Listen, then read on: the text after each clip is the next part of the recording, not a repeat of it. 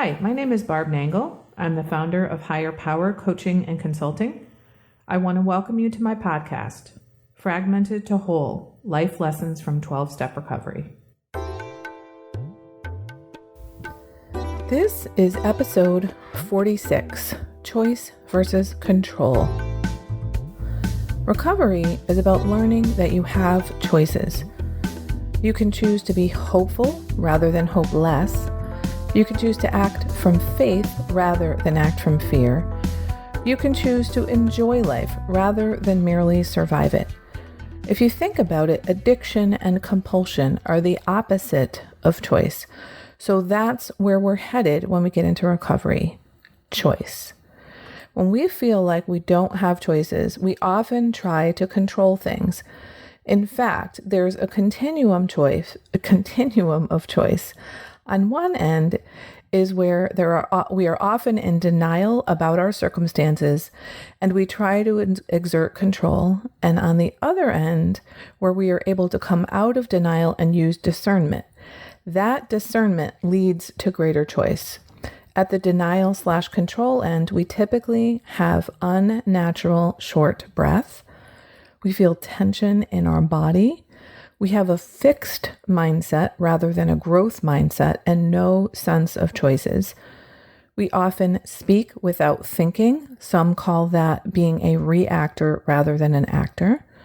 We feel embarrassed. We punish ourselves. We apologize a lot and we hold on to resentments.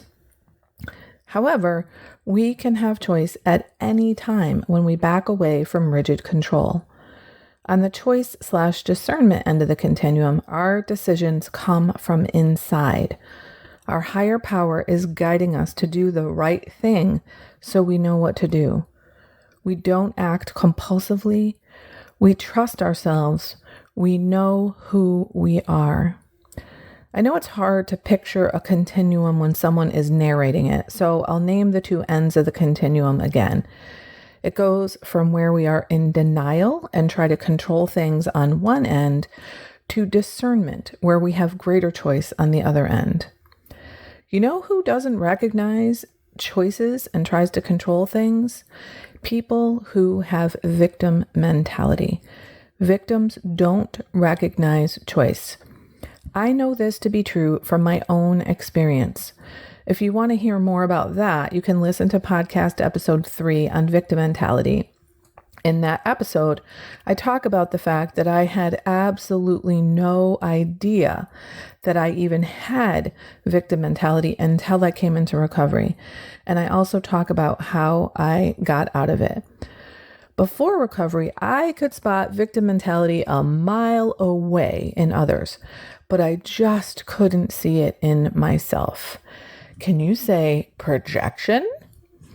In fact, learning that I had victim mentality was a gigantic paradigm shift for me. I'd actually call it a spiritual awakening. That is how profound that insight was.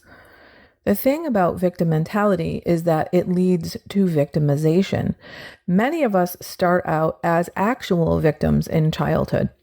We were, in fact, victimized if we grew up in dysfunctional families. And the problem is that if it happens enough, we adopt victim mentality and don't even realize that we have choices. The thing that opened the door for me to be able to see that I had victim mentality had to do with my prior romantic relationships. I used to say, if he would just fill in the blank, then this relationship would be fine. In other words, I didn't feel like I had any say. I didn't feel like I had anything to do with the quality of the relationship. Like he was entirely responsible for everything about the relationship, which I can see now is ludicrous.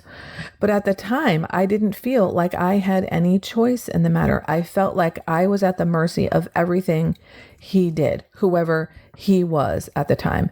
In other words, I was a victim of the situation.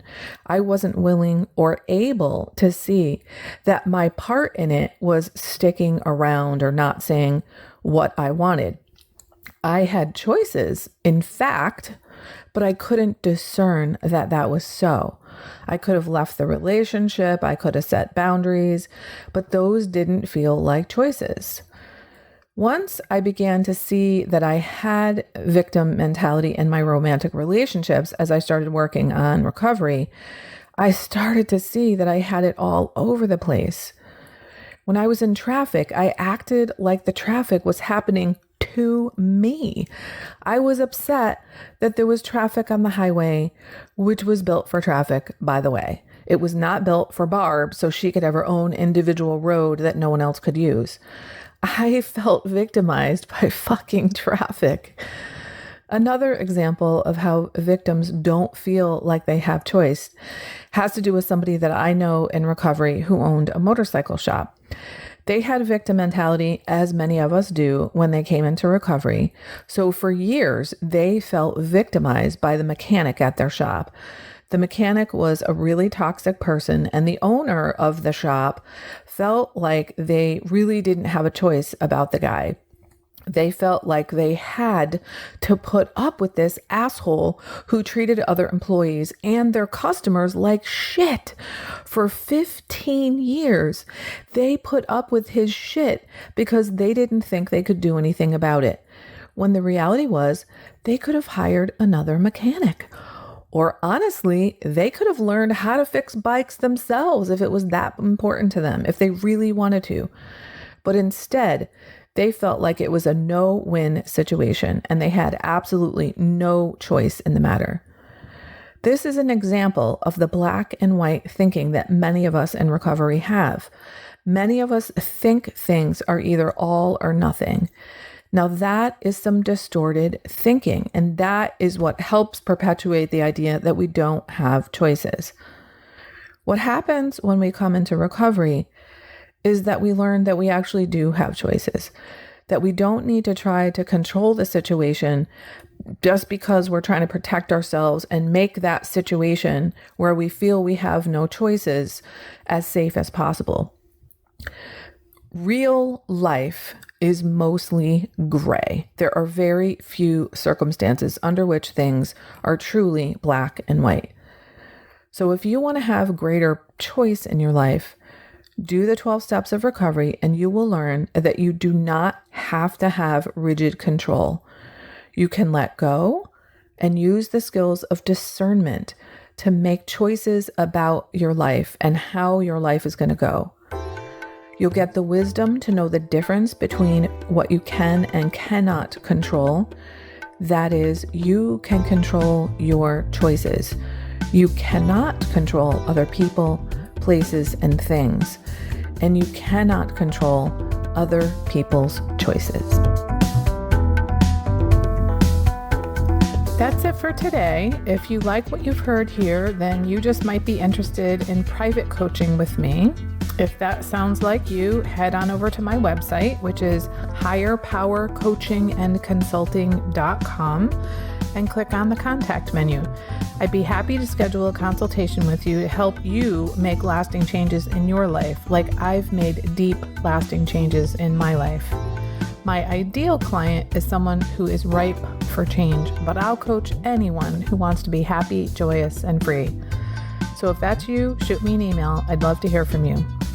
Thanks for listening. Be sure to like and subscribe so you can be sure to get future episodes of my podcast. Thanks again.